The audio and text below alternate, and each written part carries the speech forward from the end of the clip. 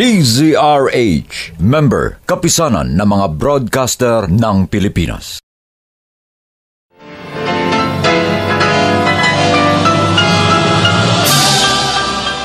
Buong karangalang inihahandog ng DZRH ang isa pang magandang dula, May Pangako, ang bukas. Tinanggap ko ang kahinaan mo, maging ang panlilibak ng mga tao tiniis ko. Pero bakit sa kabila ng lahat sinisisi mo pa rin ako? Kasalanan ko ba kung hindi ko maibigay ang gusto mo? May Pangako, ang bukas. Kasaysayan ng mga kaluluwang lupaypay na ang pusong hapong-hapo sa tindi ng malabis na pagdurusa.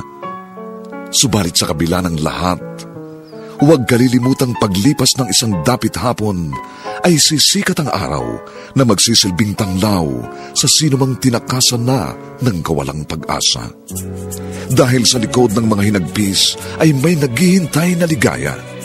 Sa bawat kabiguan ay may makakamit na tagumpay, laki pang pangarap na sa bawat himaymay ng laman ay muling mabuhay ang dugong nananalaytay sa mga ugat at unti-unting mauusal ang mainspirasyong mga katagang. May Pangako, ang bukas. May Pangako, ang bukas. Isa na namang natatanging dulang pangradyo na inyong aabangan at kalulugdan, mag-iiwan ng mga magagandang halimbawa at aral. May Pangako, ang bukas.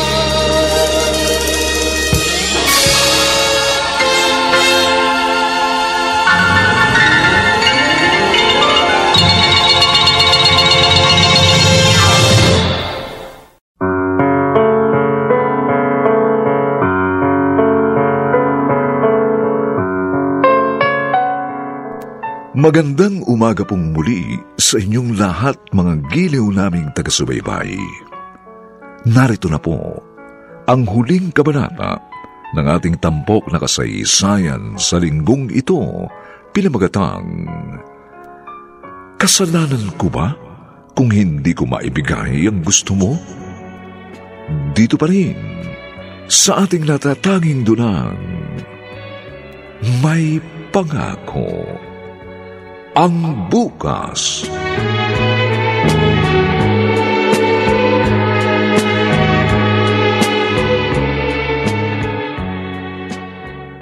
Joanne, halika na. Paliliguan na kita. Ako na lang po, Mami. Kaya ko na naman po eh. Sure ka? Opo. Sina Mark at Ruth na lang po ang paliguan nyo. Kasi po, mas younger po sila sa akin. Eh baka naman kasi anak, madulas ka. Hindi po. Promise po, mag-iingat po ako. Hindi po ako maglalaro sa bathroom. Okay. Sige. Pero behave, ha? Okay po, Mami. Mami, may Shield bath soap na po ba doon? Oo, anak. Kahapon pa ako naglagay ng bago. Okay po. Diyan na po kayo. Ang anak ko, 7 years old pa lang, pero marami na siyang kayang gawin para sa sarili niya. Mga anak ko, kayo na lang ang kaaliwan ko ngayon. Si Kuya Henaro tumatawag sa cellphone ko. Hello? Kuya? Oh, napatawag ka. Oh, anong balita? Ano? Nanganak na ang babae ni Alberto?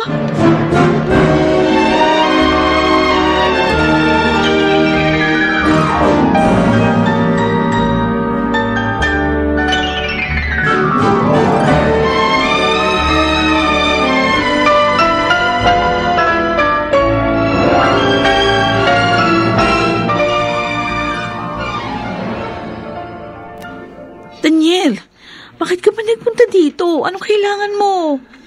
Gusto ko kayong makita ng baby natin. Bakit ka nagagalit? Ayokong abutan ka ni Alberto. Hindi naman makakahalata yun eh. Dahil wala naman siyang alam. At magkaibigan kami. Kaibigan, traidor. Dahil pinaako mo ako sa kanya. Kami ng anak natin. O ano naman. Mas napabuti ka pa nga eh.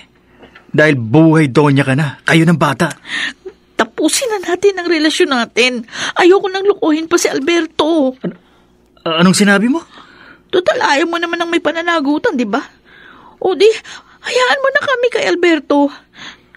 Natutuwa ko na siyang mahalin. Walang hiyap! Aray ko! Walang hiya ka. Bakit mo ako sinuntok? Tama lang naman sinabi ko, ha? Hindi mo ako pwedeng gagawin. Wala sa usapan natin to. Sa ayaw at sa gusto mo, tapos na tayo. Kaya umalis ka na. At kung ayaw ako umalis? Tatawag ako ng pulis. Hayop ka. Itinatapon mo na ako ngayon? Ha? Baril yan, Daniel. Kahit kailan, ako lang ang pwedeng magtapon sa babae. Kahit pa ikaw! Diday! Tulungan Sige! mo ako! Sumigaw ka pa! Hinahamon mo talaga ako, ha?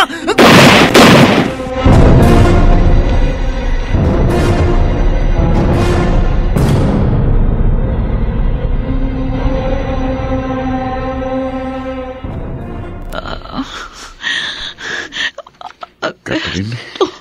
Salamat. Dumating ka. Tinawagan ako ni Diday. Anong nangyari? Bakit kayo nag-away ni Daniel? Bakit kanya binaril? I'm sorry. Niloko ka namin. Ano? Boyfriend ko si Daniel. At ang batang isinilang ko. Anak namin. Oh my God. Pinlano niyang lahat para ipaako kami sa'yo. I'm sorry. Nang sabihin ko sa kanya, natutuhan na kitang mahalin at makikipaghiwalay na ako. Nagalit siya. Binaril ako.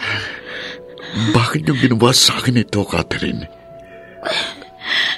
At si Daniel, itinuring ko siyang kaibigan.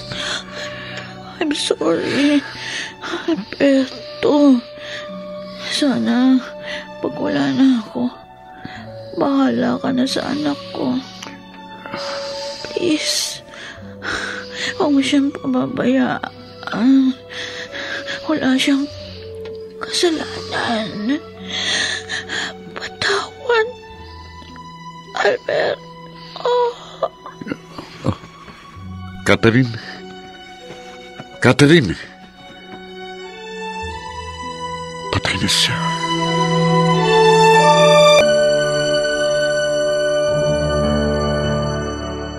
Alberto? Hayop ka, Daniel. Hayop! Aray ko! Alberto! Kulang pang suntok na yan sa ginawa mong panloloko sa akin.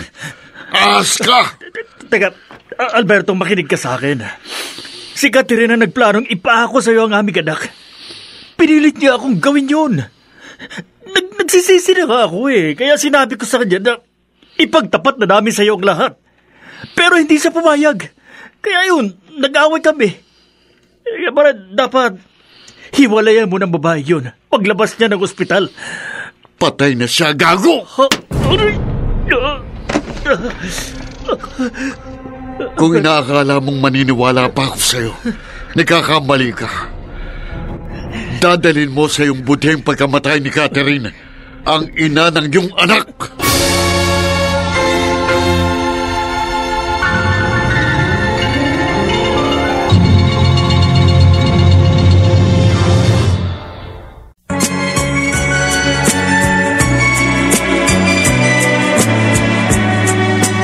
At ngayon, balikan natin ang tampok na kasaysayan sa ating dulang.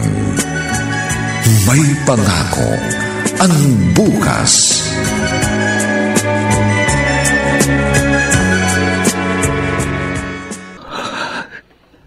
Wala na si Catherine. Napatay ko siya. Ang sakit. Ang sakit-sakit. Kung kailan wala na siya,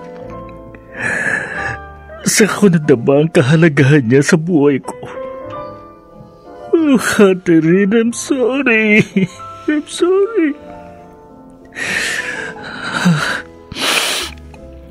Hindi na rin ako dapat magtagal sa mundong ito. Total wala nang silbi ang buhay ko. Habang panahon na akong mabubulok dito. Kaya, susundan ko na lang si Catherine.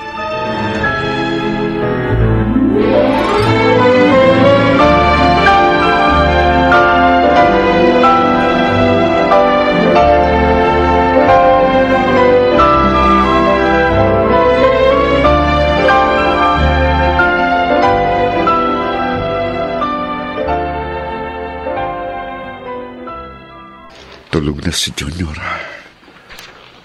Ang batang inakala kong Junior ko, yun pala anak ni na Catherine at Daniel. Diyos ko, ano itong ginawa ko kay Clarissa? Napakarupok ko. Sobra-sobra ko siyang nasaktan. Kaya siguro ngayon, nagdurusa ako ng ganito. Ano pang mukhang maiharap ko sa kanya ngayon? Paano ba ako makahingi ng tawad sa kanya? Paano? Tulungan mo po ako, Diyos ko. Tulungan mo po ako. Ang cellphone ko. Si Colonel tumatawag. Hello, Colonel? Bakit kayo napatawag? Ano? Si Daniel nagbigti?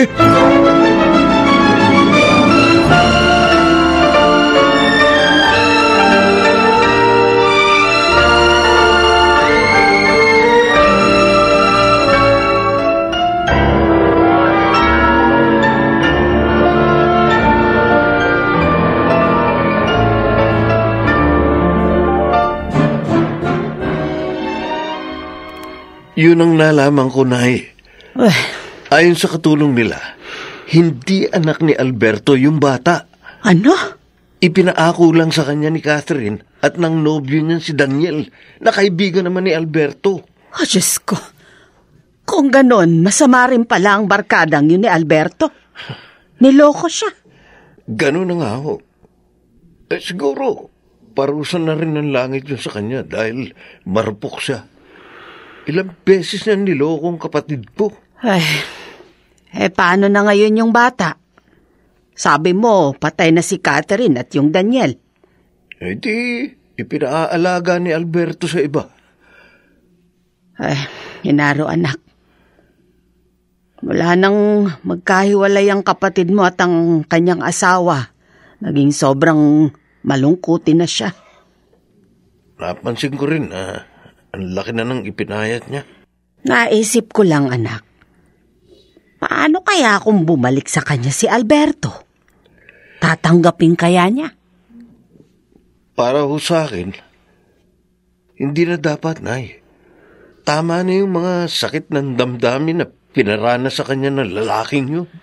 Pero kung mahal pa rin siya ng kapatid mo, hindi tayo dapat tumutol. Sabagkat hindi natin maibibigay ang kanyang kaligayahan.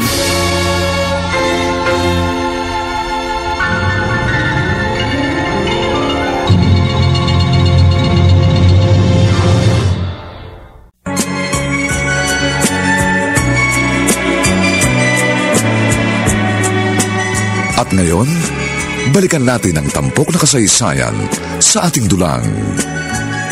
May pangako ang bukas.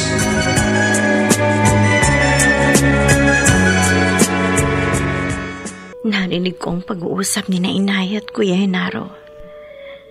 Ganun pala ang mga nangyari sa buhay ni Alberto. Diyos ko, aaminin ko po, naawa po ako sa aking asawa. Mahal ko pa rin siya. Pero nasasaktan pa rin ako sa mga nagawa niya sa akin. Diyos ko, sana po ito Ituro niyo sa akin ang dapat kong gawin. Dapat ko pa po bang hangarin na mabuong muli ang aming pamilya?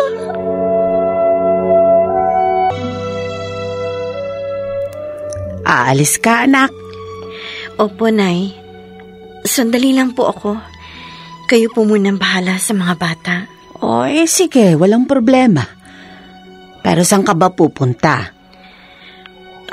Kahapon, Nay, narinig ko ang pag-uusap ninyo ni Kuya Henaro.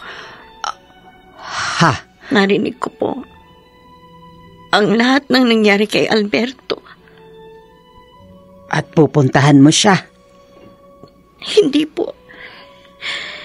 Gusto ko po munang pumunta sa tahanan ng Diyos. Gusto ko pong doon ibuhos ang lahat ng laman ng aking damdamin. Clarissa, anak. Sana po, hayaan niyo muna ako, Nay. Kung yan ang makapagpapagaan sa kalooban mo. Sige, anak. Lumakad ka na. Ako na ang bahala rito.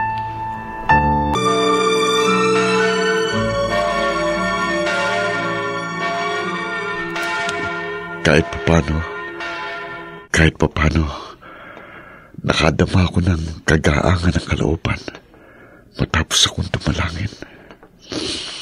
Ngayon, maaari na uli akong umuwi at balikan ang anak ni na Catherine at Daniel. Uuwi na ako. Ay, ano ba? Ay, Alberto?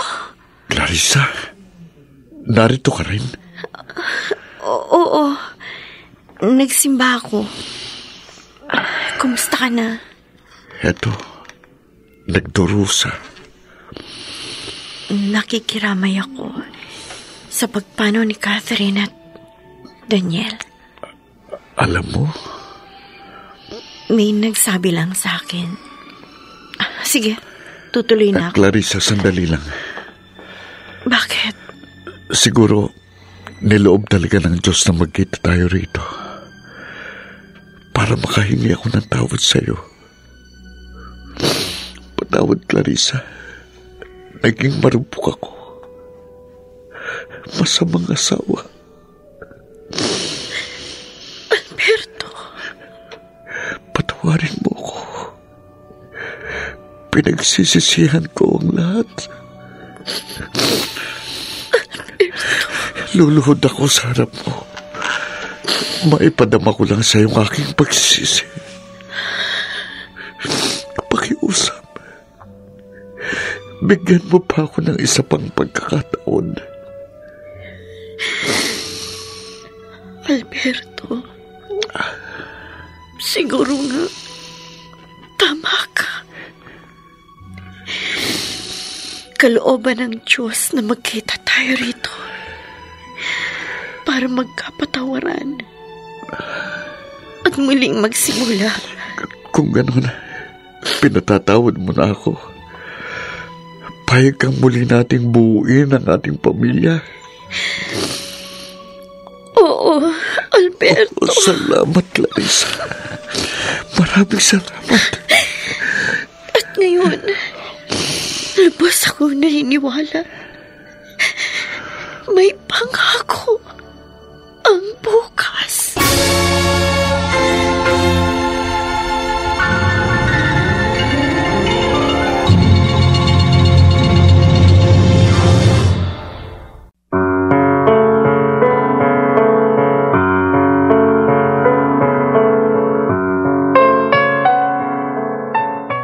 Sumainyo mga kaibigan, ang aming itinampok na kasaysayang alam po naming inyong kinalugdan at kinapulutan ng magandang aral sa buhay, pinamagatang, kasalanan po ba kung hindi ko maibigay ang gusto mo?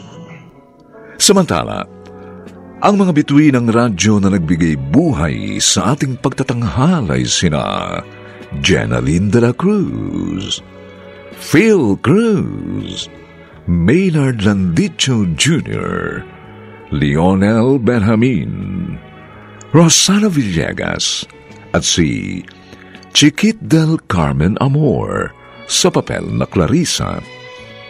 Nilapatan ang tunog ni Jerry Mutia. Sa musika ni Buboy Salong. Superbisyong teknikal nina Eric Lucero at Bong Muyar. Ang kasaysayang ito ay mula sa panulat ni Thelma Corporal Alcantara. At sa direksyon ni Robert Bobby Cruz. Ito pong muli ang inyong kaibigan, June Martin Legaspi, nag-aanyayang sa susunod, muli po namin kayong hahatdan ng isa na lamang bagot na ibang uri ng kasaysayan. Dito pa rin, sa ating natatanging dulang, may pangako ang bukas.